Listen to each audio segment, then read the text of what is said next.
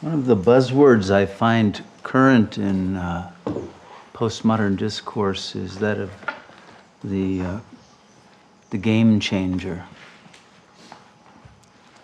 Events occur that change the nature of the game that one is playing. The balance of forces suddenly shift. A tipping point is reached. Something is revealed that forcibly shifts the frame of reference in which you're operating, and the old rules no longer apply. The old values, the old sense of what's going to work and what won't, and what is relevant and what is irrelevant.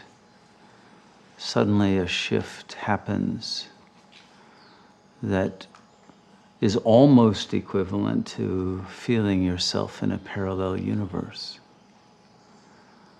But these game changers are usually occurrences for which one is unprepared. They were unpredicted.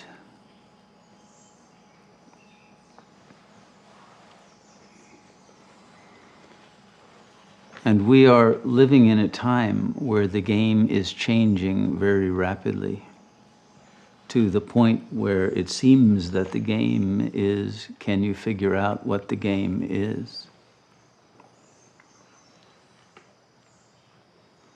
And who sets the rules? And who makes the changes? And who am I in this game? And what is the intention, and how do you win it?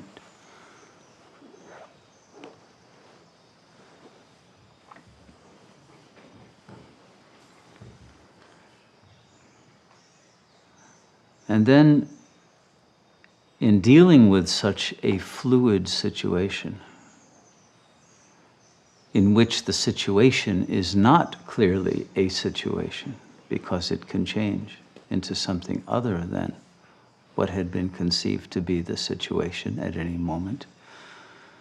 What is the appropriate strategy to adopt in relation to such a flux? Is it to have certain kinds of rigidities and fixations and immutabilities of response pattern, of character, of ways of responding, whether yin or yang, with assertiveness or flight, with aggression or humility?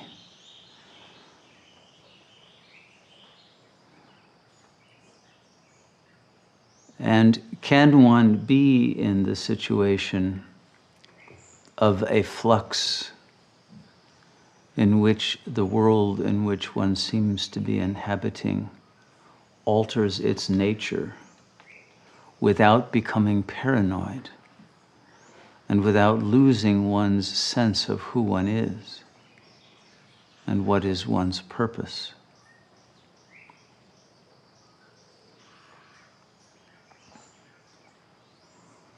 There's the old story of the scorpion and the frog.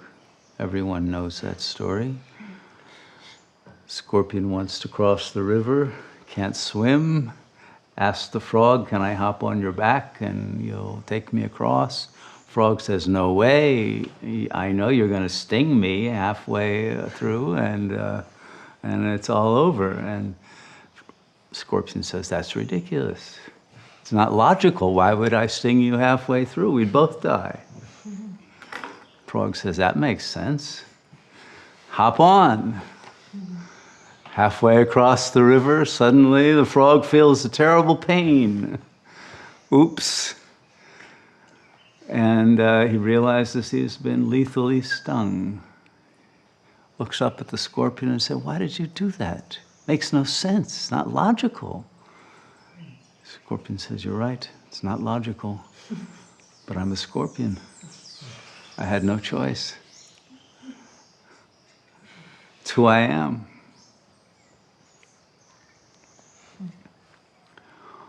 Well, in dealing with this world situation that we are in, is there truth to saying, this is who I am? With regard to any traits, any patterns of response, whether that who I am is either the aggressive scorpion who cannot stop his own drive to sting even at his own expense, because the drive is not under the control of his logical mind. Or the happy-go-lucky but somewhat foolish frog who good-naturedly accepts his own demise, knowing well in advance that will be the result, but masochistically somehow enjoying it.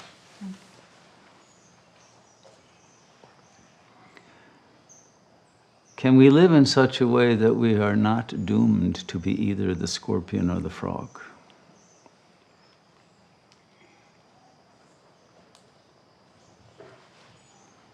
Can we live in such a way that we are not held back by the constructions of drives that got concretized and fossilized in childhood or even in other lifetimes, and not have the ability to put our response patterns entirely under the control of our highest level of consciousness?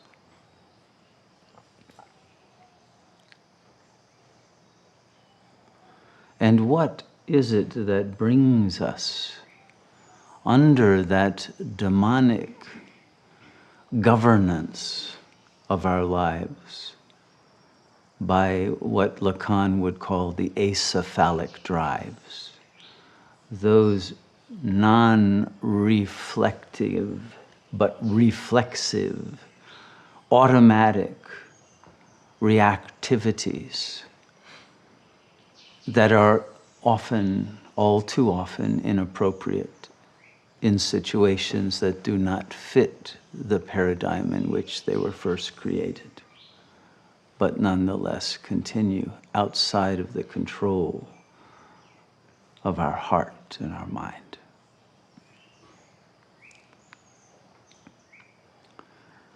Most of the issues that cause us suffering are such fixations of reaction that were originally defense mechanisms that protected us from dangers that were real in the moment at which they were brought into effect. But that once they were put under automatic pilot, because we did not have the luxury of being able to wait and think about it and make it into a response that came from our cognitive level, but had to be instantaneous. Much in the same way that the nuclear weapons today of Russia and the US are on such hair-trigger alert that no cognitive decision by a president or a prime minister will be made. It will be made by a computer within nanoseconds, even though it may be made based on mistaking a flight of birds for an incoming group of missiles. But it will be a decision that will have to be made according to the logic of the game that is being played by machines, to whom we have given up our own right to determine whether we live or die as a planetary species. And in the same way, the determination of the destiny of our lives has been put on such automatic pilot, ruled by such drives determined when we were probably 3 years old or less. And those operating systems remain with the same kind of primitive aggression, fight or flight modes, and without the freedom for wisdom to intervene.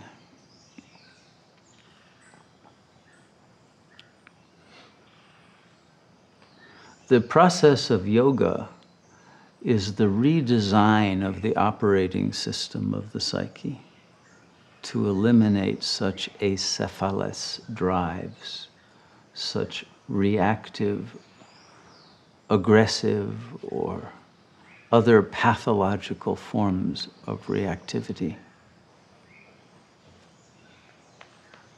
and that have been based on forms of identification,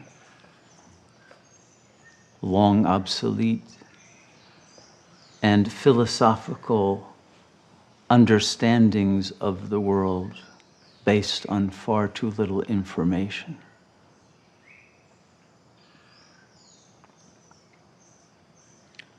And far too primitive in the range of responses and nuances of potential shifts of realities and balances of forces and determinations of friend or foe or other kinds of determinations that would shift our degree of open or closed-heartedness at any given moment, and the nature of the projections upon external reality that are emitted from a place within our psyche that our conscious mind is not aware of and often cannot recognize that it is dealing with not a reality, but with its own projection that it has bought into and accepted as if it were a reality.